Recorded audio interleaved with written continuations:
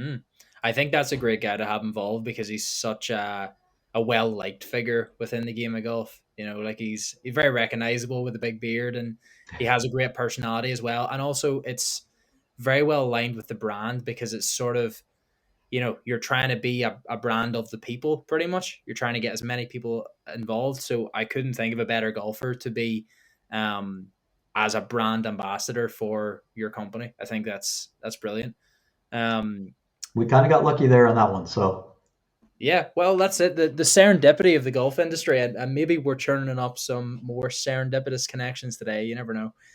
Um, but yeah, I'd love to know when did you actually make the move to Portugal? So you're obviously in America based for a while. What was sort of the driving factors behind that? I can imagine the sun would have been one of them. I've actually worked most of my career with Troon outside of the US. Oh, okay. I've always loved travel and speaking a few languages, so I was just really curious, and I like being overseas. Well, overseas from the U.S. perspective, and came to Portugal as part of a large portfolio transaction for Troon, and said this is great. Started here, started helping out in Europe, and have moved around a lot since then, a lot of different countries. But when it came time to decide what place is really great to live, the people are fantastic, it's well located, the weather helps. It was a pretty quick decision. Pretty Hmm. quick decision. And just out of curiosity, like based on your experiences in the US golf industry and the European golf industry, do you notice any like maybe cultural differences or the way that the golf business is run between Europe and America? A lot. Yeah, a lot. You have a trunk, you have a boot, you have a windscreen, you have windshield. I mean, they're just some words, but uh, walking over here is much more prevalent than it is in the US. It can be down to golf course design. Some golf courses are less walkable, so understandable. A lot of it's down to the experience that's desired, which changes from country to country and region to region. What people look for and want is different. And the US now has built a little bit of an expectation aura. So Mm. people go there and they do expect certain things that they may not expect if they go to another country. So all that is part of the diversity and fun of what we get every time we change places when we play golf. Yeah, I mean, I've been out briefly to America. I went around to a few country clubs and just the whole experience of arriving. So I was really lucky. I got out to New Jersey, and I met into a guy called John O'Donoghue, he turned out to be the president of a country club. It was called Navasink Country Club in New Jersey. Okay. Um, and obviously him being the president, I got the royal treatment. So driven up in the car, welcome Mr. Curry, came out, and I was like, this, I mean, this is so different to what we have in the like UK and Ireland. Obviously, golf is a bit more accessible. Obviously, membership prices tend to be significantly lower. Um, I know, you know, from talking to the people I've caddied for this year, I Mm-hmm. think one of the big values they mentioned about being a member of a country club in the US was the networking that they got out of it. So obviously, it seems to be almost an investment for those guys, especially guys in the legal side of things, accounting. They're almost getting clients from that. So yeah, it's just it's so interesting how golf has manifested itself in different ways throughout the world.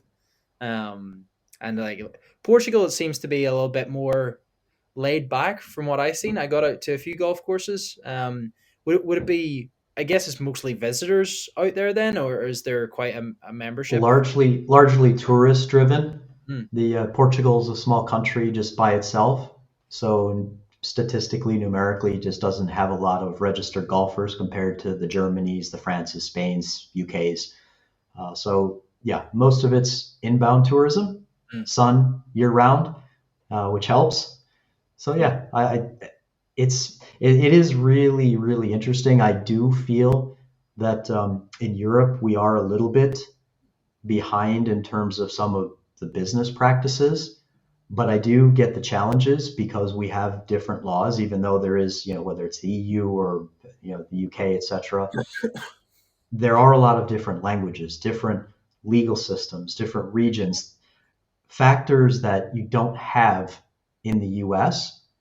And some of these things are very well ingrained, and it is tough to change. Labor laws are much different, very challenging in a lot of places. So there are some contributing factors to why that is a bit different.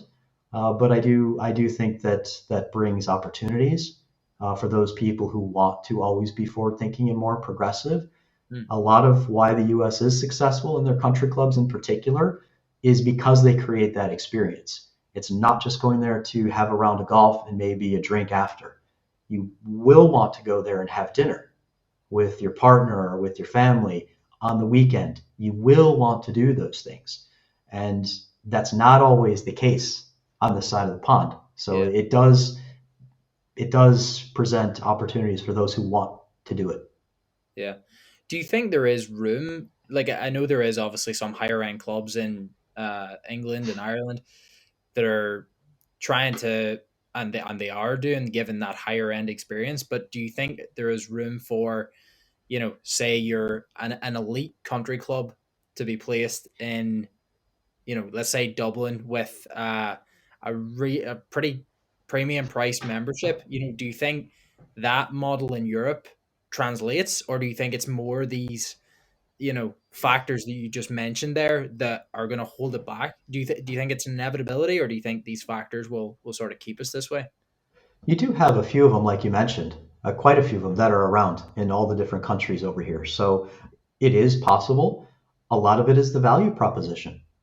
What are people getting for the money and the time they're going to put in? A lot of it's location, sure. The facilities definitely help. Service levels are a big one. Mm, They are a big one. People need to have good attention to detail and attention to guests, to members.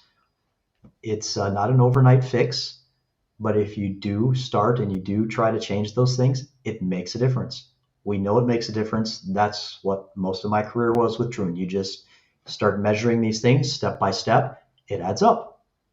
mm. I, I'm just digging into this sort of like standard of golf course and price range because it's something really interesting. So if you were to identify, and this might be difficult, but if you were to identify like one thing that you can improve about a golf club that makes the biggest impact, sort of pound for pound, what would you advise golf clubs to pay more attention to? Ooh, that's a good question. Juicy one. Let's start by the first touch point, which is usually the outside service people. They have different words for them. Some people call them caddies. Sometimes they're outside service, guest service attendants. The first impression is always so important. So is it the sign in front of your entrance that's rusty or hasn't been painted or something for decades? Mm-hmm. People will often look past that if they're treated and greeted well. So if you start their experience in their journey the right way, you can get away with a lot. We know statistically that for golfers, the condition of the greens is the most important thing. Mm-hmm. Now, number two, number three is no longer fairways, tee boxes. It's starting to be who you're playing with, but condition of the greens is still number one. So, does that mean you need to look at your greens a little bit better? Well, yeah, It's, it's probably. Yeah, there was a golf course in Scotland that had a nightmare with their greens this year, and straight away, people were wanting refunds. They didn't want to play the course, which was really unfortunate. But it's such a big factor, as you mentioned. Um, I think that's an interesting point, and just like the satisfaction of golfers playing courses. So, is that something that you're gonna um, embed in your app as well, as like reviews of golf courses, or what sort of spectrum of data are we It's talking? definitely going to be there because people will leave reviews, which means we're going to have up to date reviews for wherever people are playing every day, instantly. And unfortunately, clubs aren't always the best at communicating things. I probably am not alone having gone to golf clubs and find their greens are been aerified or punched. So you get there and, oh, wait a minute, there's holes in the green. Not that I wouldn't want to play, but I should have been told. And, it just kind of, again, starts you off on that not so great of an experience. Mm, So golf courses change every day. So it's great to go and see instead of like Google, where you might have a review from 6 months ago. It mm, doesn't really help you if you're playing this week. So that's almost an automatic part of what we have just because of what we've designed into the app. The data part of it, we start at zero. So people aren't sharing anything. They need to choose whatever they want to share. mm. We're not about selling people's data. We do not sell people's data. A lot of the statistics are what we sell. We don't need to know that you, Graham, are who you are as a person, just to know that you went and played Kingsbarns Sure. and that you left a 5-star review. So very, very separate. We want people to choose what they want to share because most times in this world today we can't. And Mm, then we also want to bake in some of those other things that are very useful to golfers. Conditions of the golf courses, experience, big part of it. The not last step, you can do these steps in any order. You can do one, all of them, doesn't matter. One we do have is complete a more detailed survey. So answer a few questions and do an NPS review. Again, it can be very quick. mm. We value that with a greater percentage because that is more detailed, which will provide feedback to the golf courses, something they may not get. A lot of them do try very hard to get surveys, get feedback. Uh, this way, we're just going to help encourage people to do that. We're going to help the golf course owners and we're going to help the golf courses or the golfers. Sorry.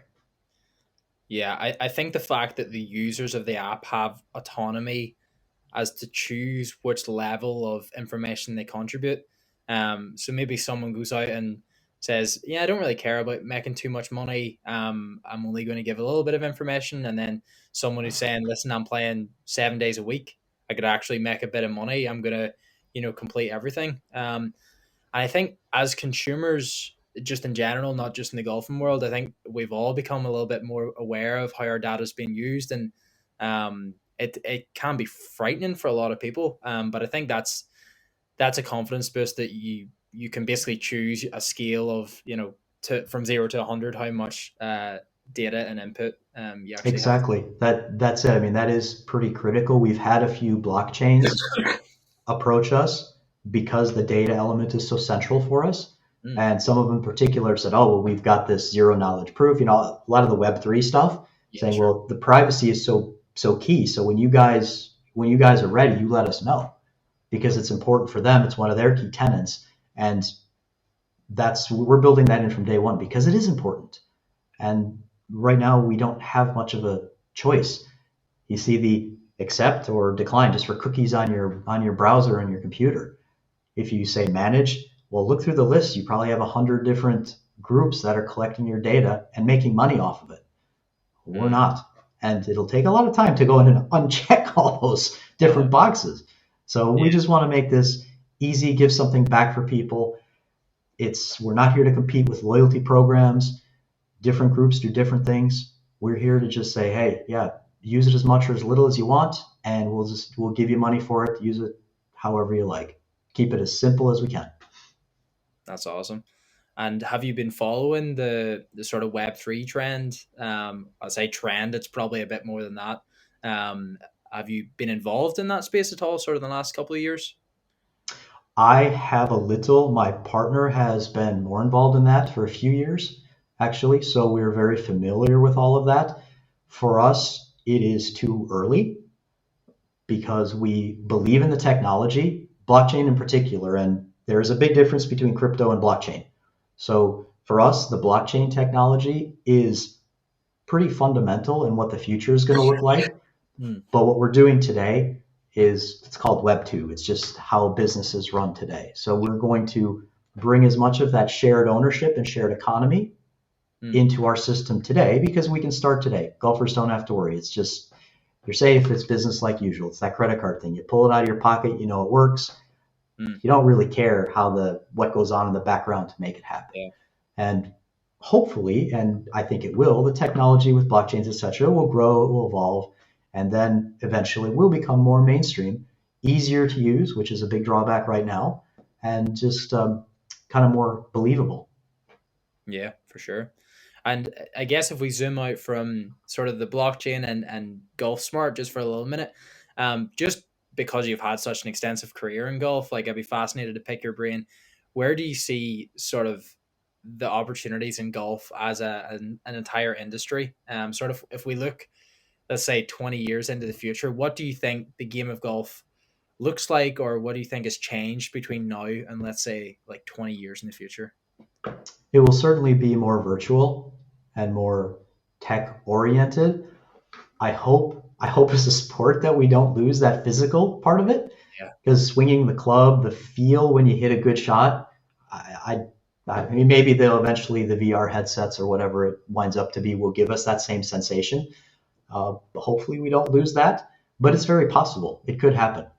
Uh, People talk about the metaverse a lot. Nobody knows what that is really, what it's going to be like, but will there be something uh, that resembles what we think it is? Yeah, I think so. And how virtual we actually go as an industry, as a sport, I don't really know. Golf is always questioned about its environmental footprint. Mm. I do know from being in the industry that a lot of places are very conscious, and it's actually not as bad as the general public thinks in terms of the impact. But that doesn't mean it doesn't take up a lot of acreage. It has to use water. Grass types are being improved fast enough. Who knows?